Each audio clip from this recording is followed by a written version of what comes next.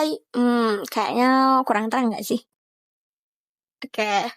Halo everyone, perkenalkan nama saya Risti Amelia dengan NIM 2404 1070214.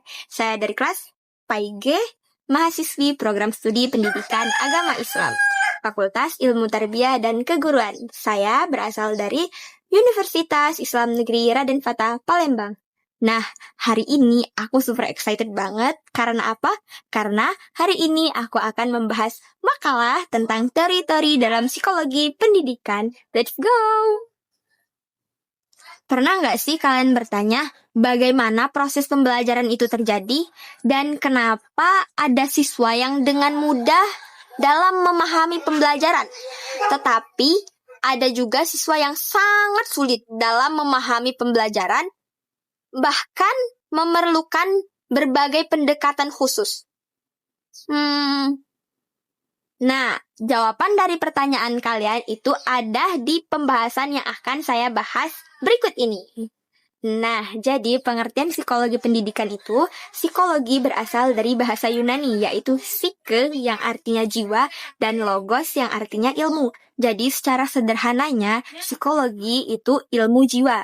Nah, sedangkan pendidikan sendiri yaitu berasal dari bahasa Yunani juga, yaitu paes yang artinya anak, dan agogos yang artinya membimbing. Jadi, sederhananya, pendidikan itu adalah bimbingan kepada anak. Nah, kalau pengertian psikologi pendidikan sendiri apa sih?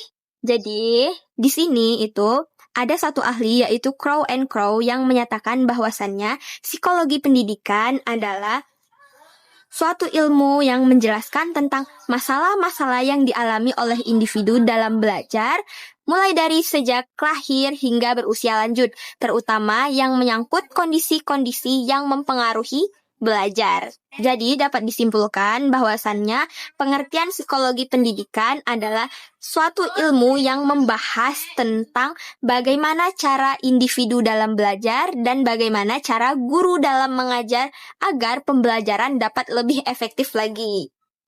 Nah, selanjutnya itu kita akan membahas tentang teori-teori dalam psikologi. Teori-teori dalam psikologi pendidikan itu ada 4. Yang pertama yaitu teori behaviorisme. Yang kedua yaitu teori kognitivisme. Yang ketiga yaitu teori humanisme. Dan yang terakhir yaitu teori konstruktivisme. Nah, teori yang pertama yaitu teori behaviorisme. Teori behaviorisme adalah teori yang berfokus pada perubahan tingkah laku dan penambahan pengetahuan pada siswa yang dapat diukur, diamati, dan dinilai. Teori behaviorisme biasanya disebut juga dengan teori pembiasaan atau teori tingkah laku. Nah, contoh dari teori behaviorisme ini adalah ketika ada siswa yang mengumpulkan PR lebih dulu, maka siswa tersebut akan mendapatkan pujian atau reward dari guru. Dan sebaliknya, ketika ada siswa yang terlambat dalam mengumpulkan PR, maka siswa tersebut tidak akan mendapatkan reward. Hal ini akan membentuk kebiasaan disiplin pada siswa. Kelebihan dari teori ini yaitu materi yang disusun lebih sederhana sehingga dapat efektif untuk membangun kebiasaan pada siswa. Nah, sedangkan kekurangannya, teori ini biasanya menolak kebiasaan yang tidak sesuai dengan teori behaviorisme ini, sehingga pembelajaran menjadi lebih pasif. Teori yang kedua yaitu teori kognitivisme. Nah, teori kognitivisme adalah pendekatan yang melibatkan proses pemikiran, pemahaman, dan juga pengolahan informasi. Teori kognitivisme ini biasanya juga disebut dengan teori hasil berpikir atau pendekatan mental internal oleh pemahaman. Nah, contoh dari teori kognitivisme yaitu ketika ada guru yang mengajar mata pelajaran matematika, maka guru tersebut akan mengajak siswa untuk berdiskusi dalam memecahkan beberapa soal matematika logik atau masalah matematika dengan berbagai cara. Tujuannya yaitu agar siswa tidak hanya menghafal materi atau rumus saja, akan tetapi siswa juga memahami bagaimana proses dalam mendapatkan hasil dari soal tersebut. Kelebihan dari teori ini, siswa tidak hanya menghafal materi, tetapi juga memahami materi sehingga pembelajaran menjadi lebih bermakna. Akan tetapi, kekurangan dari teori kognitivisme ini, tidak cocok atau tidak fleksibel ketika digunakan untuk mengajar siswa yang metode belajarnya berbagai macam atau berbeda-beda. Nah, yang ketiga yaitu teori humanisme. Teori humanisme adalah teori yang berfokus pada perkembangan individu siswa atau teori yang berfokus pada aspek psikologis dan emosional siswa. Nah, teori humanisme ini biasanya disebut juga dengan teori pengalaman. Contohnya yaitu ketika ada siswa yang mengemukakan pendapatnya, maka guru berperan sebagai fasilitator, yaitu harus mendengarkan pendapat siswa tersebut dan mendorong agar para siswa berani untuk mengemukakan idenya atau pendapatnya.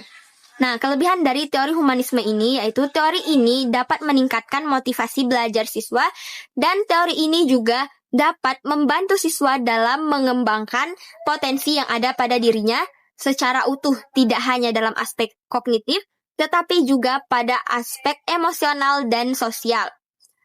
Kekurangan dari teori humanisme ini, teori humanisme cenderung memakan banyak waktu dan bergantung pada kesiapan guru dalam memfasilitasi serta memahami kebutuhan individu siswa. Nah, teori yang terakhir yaitu teori konstruktivisme.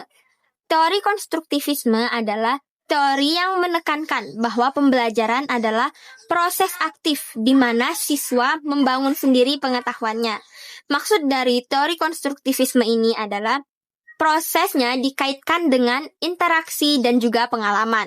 Nah, contoh dari teori konstruktivisme adalah pembelajaran berbasis proyek atau pembelajaran dengan menggunakan masalah. Contohnya yaitu pembelajaran yang menggunakan masalah di sekolah. Kayak misalnya, siswa disuruh untuk mencari solusi bagaimana caranya untuk mengurangi sampah-sampah organik maupun non-organik yang berada di lingkungan sekitar sekolah. Kelebihan dari teori ini adalah siswa diajak untuk aktif dan berpikir secara kritis, serta dapat mengembangkan potensi sosial yang ada dalam diri siswa. Kekurangannya yaitu teori konstruktivisme ini memakan waktu lebih lama dari teori-teori sebelumnya, serta teori ini juga membutuhkan fasilitas dan sumber daya. Jadi kesimpulannya yaitu teori behaviorisme adalah teori pembiasaan atau teori tingkah laku, teori kognitivisme adalah teori dari hasil berpikir, teori humanisme adalah teori yang berdasarkan atau berfokus pada pengalaman, dan yang terakhir yaitu teori konstruktivisme, yang mana teori yang dikaitkan atau diikatkan dengan hubungan, interaksi, dan juga pengalaman. Jadi, sebaiknya guru menggabungkan atau mengintegrasikan beberapa teori-teori tersebut dalam proses pembelajaran, karena teori-teori tersebut mempunyai kelebihan dan kekurangan masing-masing. Jadi, ketika seorang guru mengintegrasikan atau menggabungkan teori-teori tersebut, maka pembelajaran akan menjadi lebih bermakna dan juga pembelajaran menjadi lebih efektif. Oke guys, begitu saja video pembahasan materi dari saya. See you next video. Bye-bye.